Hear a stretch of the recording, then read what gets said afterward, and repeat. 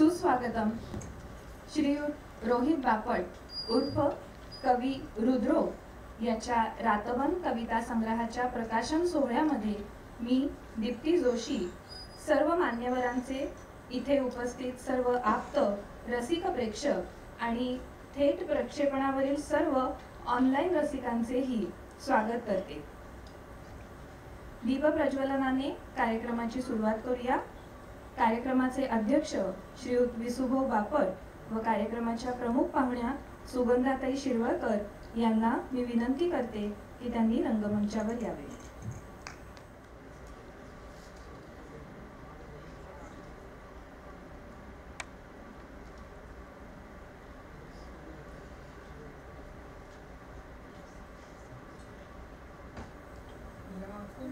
ऋतुषारहार धवला या शुभ्रवस्त्रामृता या वीणावरदण्डमण्डितकरा या श्वेतपद्मासना या ब्रह्माच्युतशङ्कर प्रभृतिभिर्देवैः सदा वन्दिता सा मां पातु सरस्वती भगवती निःशेषजाड्यापहा।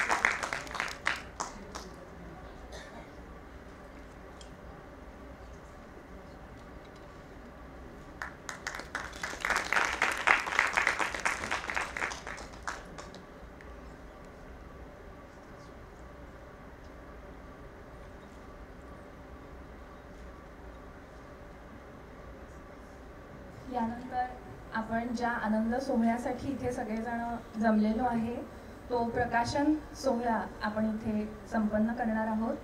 मी विसुभाऊ आणि सुगंधाताई यांना विनंती करते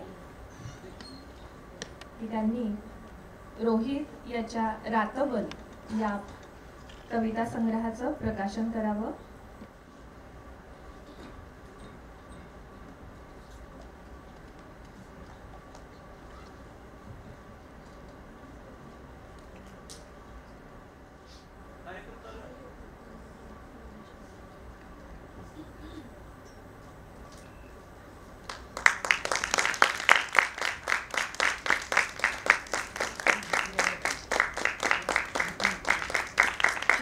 रोहित बापट उर्फ कवी रुद्रो यांच्या रातवन या पहिल्या कविता संग्रहाचं प्रकाशन आत्ताच इथे संपन्न झालेलं आहे। खूप खूप धन्यवाद आपण सर्वांनी। रोहित बापट यांच्या रातवन या पुस्तकाचं प्रकाशन आता झालेलं आहे असं मी जाहीर करतो। रोहित बापट यांच्या रातवन प्रकाशन कविता संग्रहाचं प्रकाशन झालं हे आता आम्ही जाहीर केलेलं आहे आणि हे पुस्तक सगळ्यांनी घ्यावं आणि खूप प्रेमाने वाचावं अशी विनंती आहे।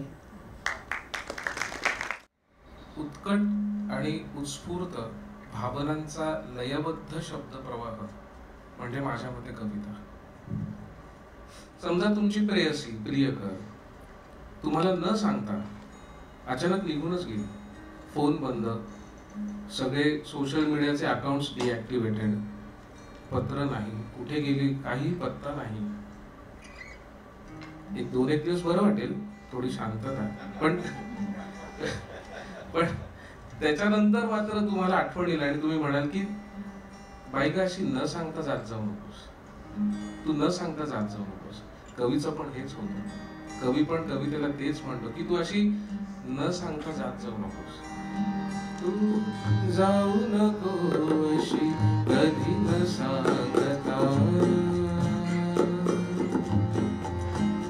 माझ्या मनाचा वेगही चालून येतो, दाटून येतो, दाटून येतो.